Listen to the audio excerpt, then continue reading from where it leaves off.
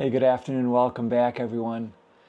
Today is July 12th, Friday. It's almost the middle of July already. I can't believe it.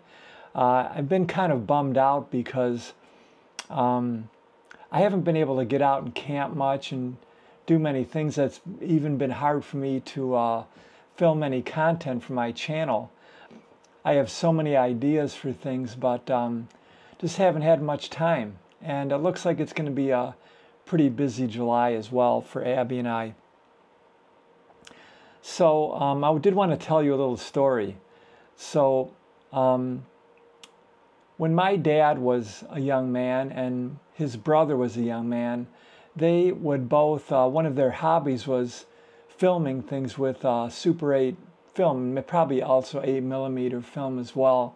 They did a lot of video of the family. They did some more creative things as best as they could with their cameras.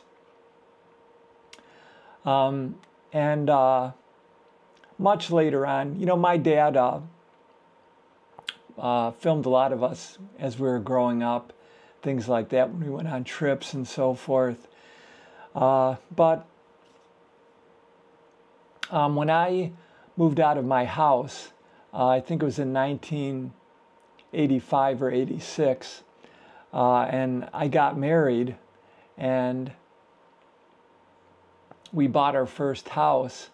We started taking things out of my mom and dad's house. My dad was sick at this point and he couldn't do a lot of things, so we were trying to kind of clean things up. And one of the things that I took out of the house was these two big metal cans of a bunch of film that my dad had done, things that dated back from the 50s and 60s and early 70s. So I took these two cans of film out and I stored them in the basement of my first house and never did anything with them again. When we moved to our second house, after my daughter was born, those things, of course, naturally came with me, and they sat untouched in my basement of my second house.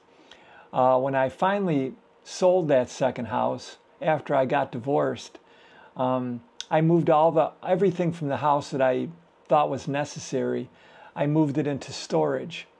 And over the course of the years, I've had 2 or 3 different storage units that I was storing my things in. And eventually, I whittled that stuff down and got rid of probably 90% of it. The other 10% I now have in Abby's basement.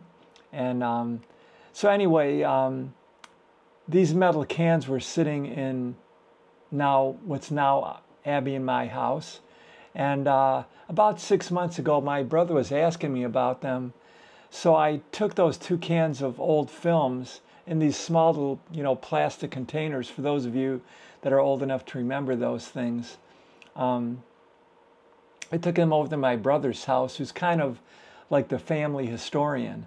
And so he went through a bunch of those films and digitized all of the films. So it's very interesting what he found, but he sent me one of the films that he digitized, and it was kind of funny to me. So it was my attempt at stop motion animation. It was a very beginner's attempt at stop motion, but it was all because of my dad. My dad bought me this camera. I don't know, it's probably 12, 13, maybe 14 years old. This is an old Sears Super 8mm camera. And it probably still works. It just runs on 4 AA batteries. I don't even know if you can get Super 8 film cartridges anymore, but I'm going to check it out because when I was talking to my brother yesterday, we were talking about some of these films, and he reminded me of this one that he digitized and sent to me. We were talking about it, and it was my attempt at stop motion animation. So when I got home yesterday, I pulled out this old camera. So I still have this. And so I thought I would show you my attempt at stop motion animation.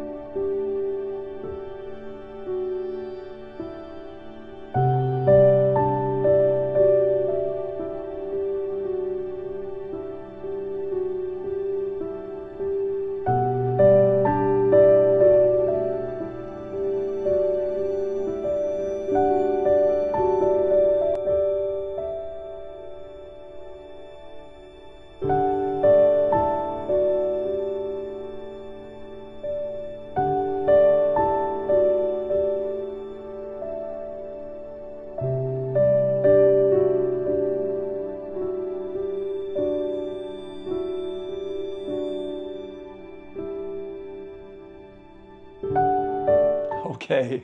Uh, that was my attempt at stop motion animation. There was the little figures where my younger sister, she was probably 3 or 4 years old, and you saw her at the end of the film when she was stomping G.I. Joe.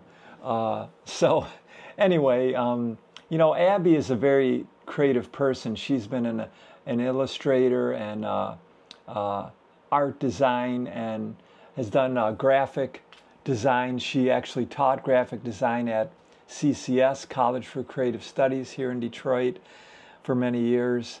And so she thought it was interesting. She's seen it yesterday for the first time and thought it was very interesting. She was kind of impressed, but I don't know how impressive that film was. But the point is that my dad bought me this Super 8mm camera. And then a couple years later, I don't have this camera anymore, but he bought me a Sears brand SLR film camera. Of course, there was no digital cameras at the time. And so I transitioned from, you know, doing Super 8 film to doing photography. And I remember when I had that 35mm camera, I took that thing everywhere. I had it at work with me, with, you know, part-time jobs that I had before I graduated high school. I took it on camping trips and things that we did when we were younger. I had it with me all the time, and I took probably hundreds and hundreds of photos.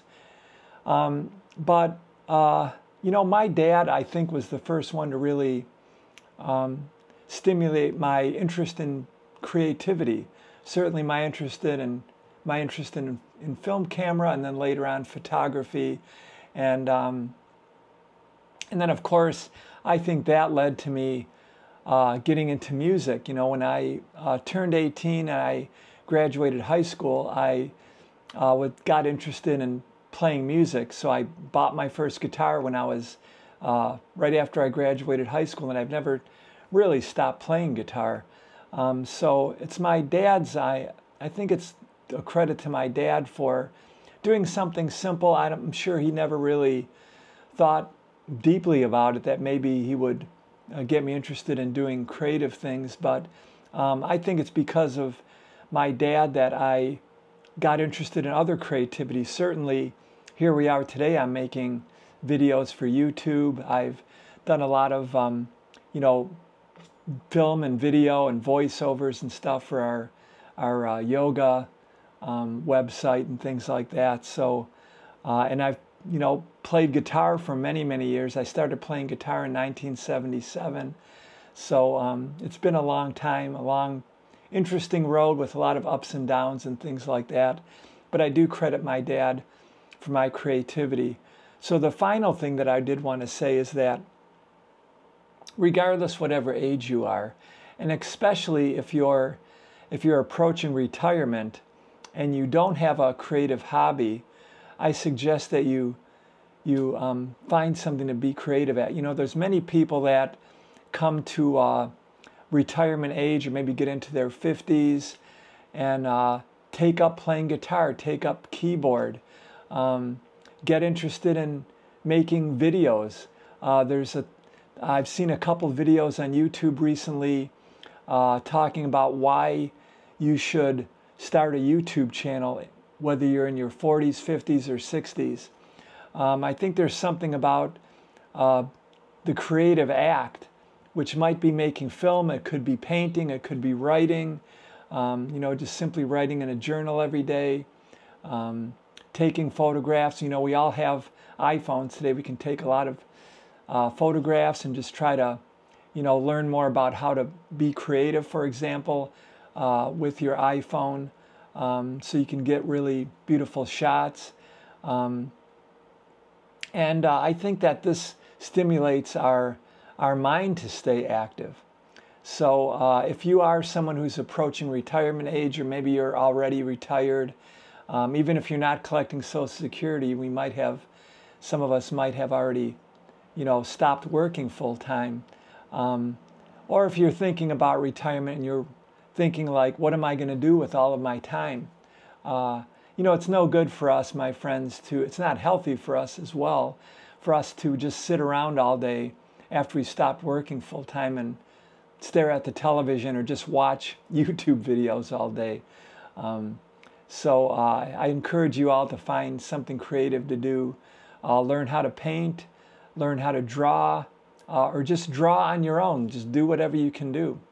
So I'm going to talk more about creativity, about my journey with creativity, and some suggestions in future videos. Anyway, my friends, let me know what you think about my first attempt at stop motion animation, and I'll see you next time, my friends. Hopefully I'll have something more interesting for you in the next video. Have a great day. Please remember to be a good human being and be useful to other people. See you next time.